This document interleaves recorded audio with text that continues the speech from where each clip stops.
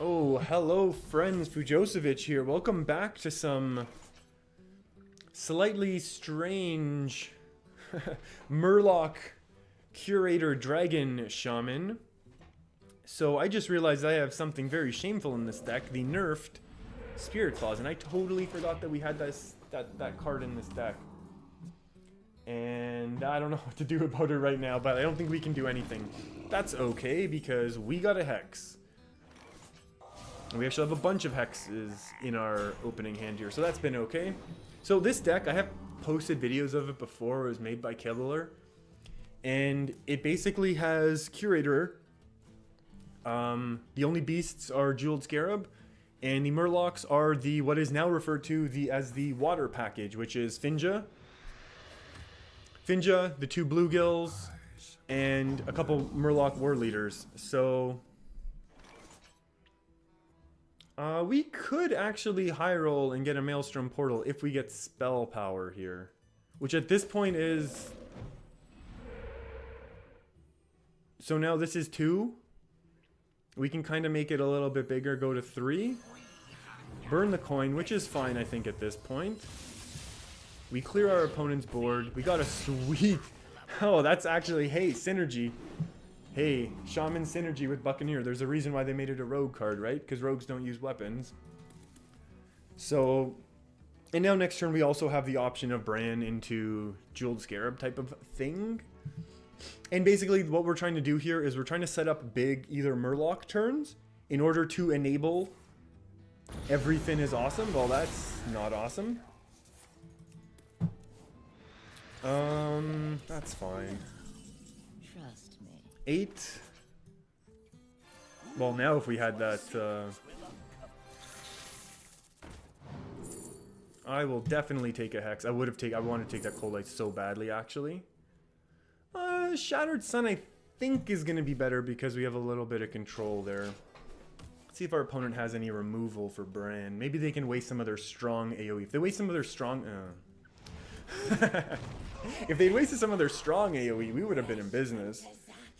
Now, obviously, here what we're looking for still is top decking Finja. But I do like this extra Hex, though. Because now our opponent's going to know that we have... Well, expect a second Hex, but the third Hex. No one expects a third Hex.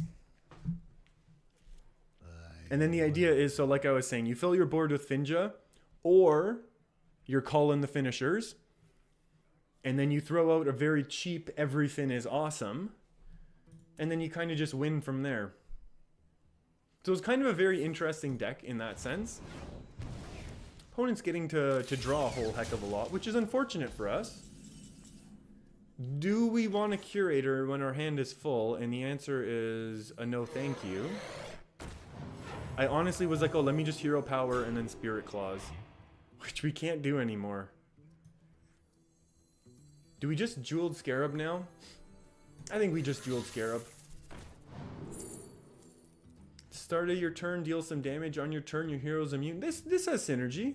Magma Rager. Oh, Magma Rager. If it's your favorite, it's time to savor it. Let me tell you. So, I know we're definitely. I know I'm definitely looking forward to the Elemental Tribe in Journey to Ungoro.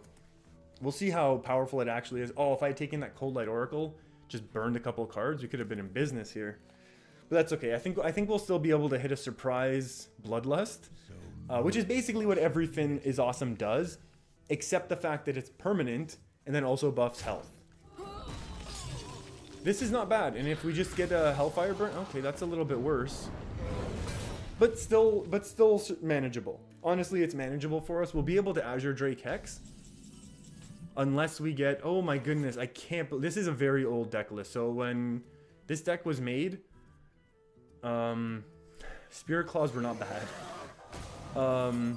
Hey, Onyxia, there we go. There's one way to draw out Twisting Nether. So we're going to try and save this for after Twisting Nether. So now this is our second Hex, so maybe our opponent's going to think they can kind of just go and go a little crazy. Hello, other large dragon. That might need to eat a Hex, because I don't know what else we can really do against it right now. That's just more annoying than anything else. And part of the strength of this deck is definitely not this sort of matchup. But more, hold on, how much do we have? 3, 4, 5, 6, 7, 8, 9. That's not enough. I think this eats a hex, right? 3, 4, 5, 6, 7, 8, 9. And then this deck does not have the space to be fitting in Taunt's Line. Maelstrom. Everyone's favorite. Oh, that's... Yeah, buff up the Azure Drake. Hey, there we go. So this is, yeah, it's a very weird, it's more of a funny deck. It's more of almost a meme deck, but I still really enjoy it because, especially when we can kind of enjoy these rank floors, plateaus. Plateau's a better term. Sorry, Blizzard. Because I feel like the reason, and let me just explain this. Plateaus, you're going up from down, you're going up to plateaus. I feel like you're climbing the ranks, you're climbing the ladder, as opposed to floors, it's like you're dropping and going down every time. That's kind of my justification for why I feel this way about the card, about that phrasing that they've chosen to use. Which is fine. It's their game. And at this point, Everyfin is awesome is still not enough to win. Oh, hello. We definitely want a top deck Lightning Storm. So because we are, you know, we're still playing Shaman here, we still have we've already used both of our Maelstrom portals. And if we were to top deck a Lightning Storm right now, we would be in business. Oh, yes. That's pretty good. So how do we want to do this?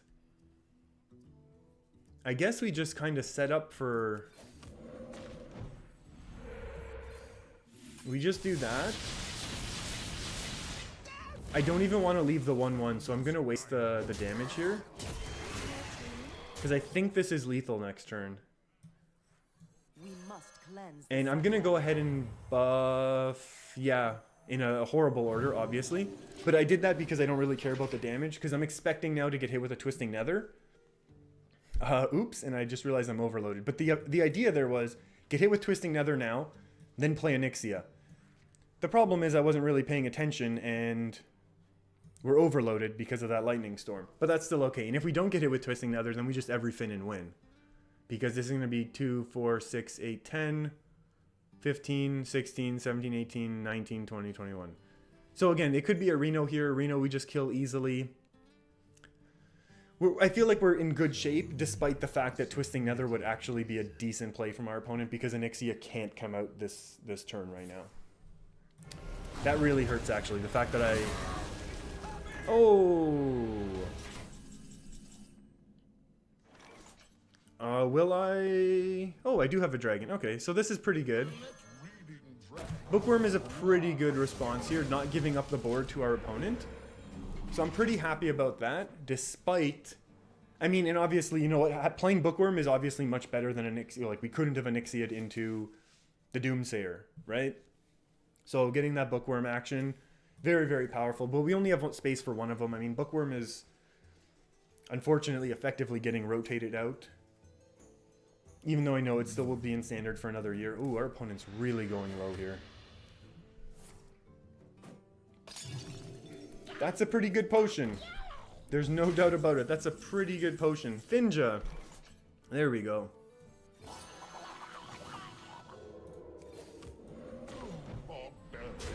We want to do that one hit. Let's just go here.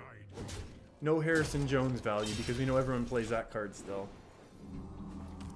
So our opponent's probably just going to attack into the spell power. Unless they have MCT, then they'll MCT and then kill one of the remaining totems. But yeah, so our opponent, yeah, is just clicking on the Finja there, mousing over, not really knowing what this deck is up to. We have dodged all of our Murlocs up until this point. This is kind of amazing. So... right now, the combo that we're hoping to get is going to be... we're going to want a Spirit Claws. And top deck a blue Gil Warrior. We'll poke the 2/4 to produce a 1/1. We kill it with the... Hellfire now? Hellfire doesn't save you, though. Hellfire Potion, on the other hand, does indeed save our opponent. They're tapping themselves in. If only we had a little bit of burst in this deck. Alright. Onyxia. Once again, Onyxia is coming to save the day. That's been a couple AoEs, a couple of the big AoEs. Now, there's still Hellfire, but other than Hellfire, which is going to put our opponent very, very low, we're kind of in good shape right now. So, basically, odd groups left. Even groups, oh, that's... Even groups, right. That's another AoE. That is definitely an AoE.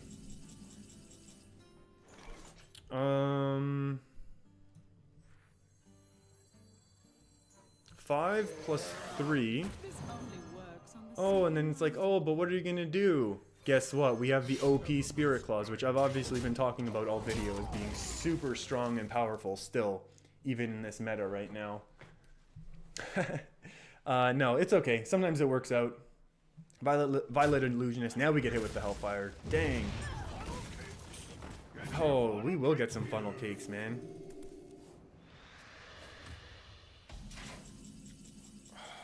Murlocs. Is that the last AoE? What AoEs have we seen? We saw Hellfire Potion. We saw the Abyssal Enforcer. We saw the Twisting Nether. We got hit with a Shadow Flame. We got hit with a Hellfire. We got hit with a Demon Wrath. I'm going for it.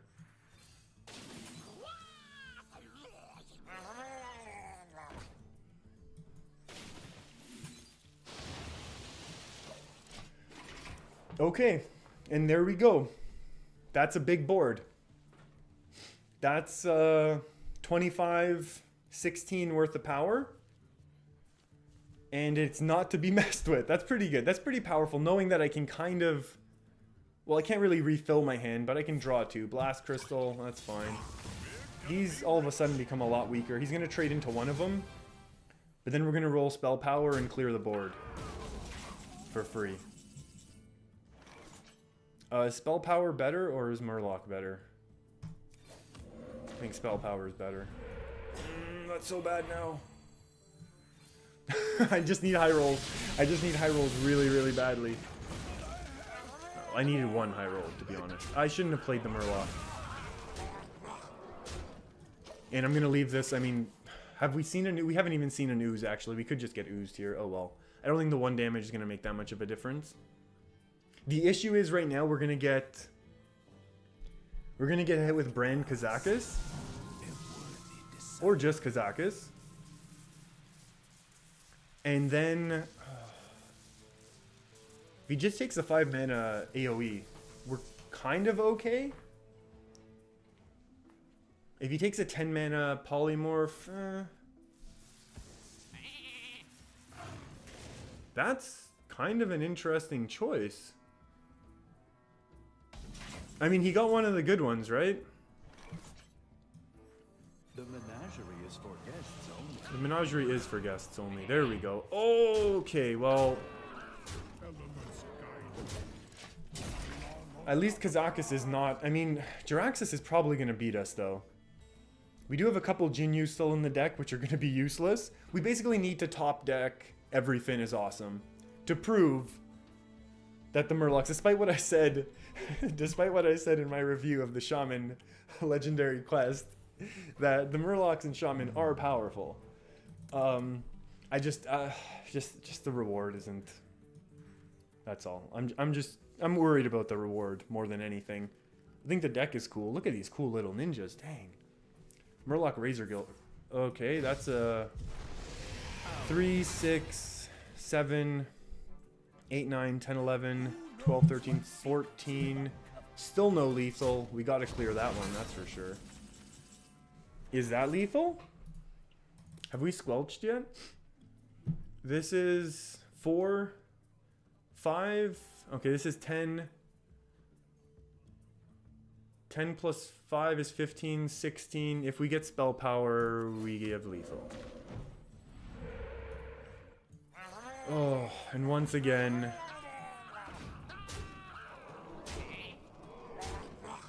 Just goes to show you how OP Spirit Claws still... Well, I mean, yeah, that's 25% chance. If we didn't hit that, I really don't know what happens in this game.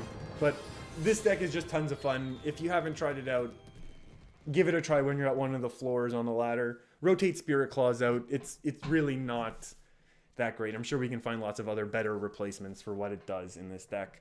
But thanks for hanging out with me, everyone. Feel free to hit that big old red subscribe button below if you haven't already. Keep your stick on the ice.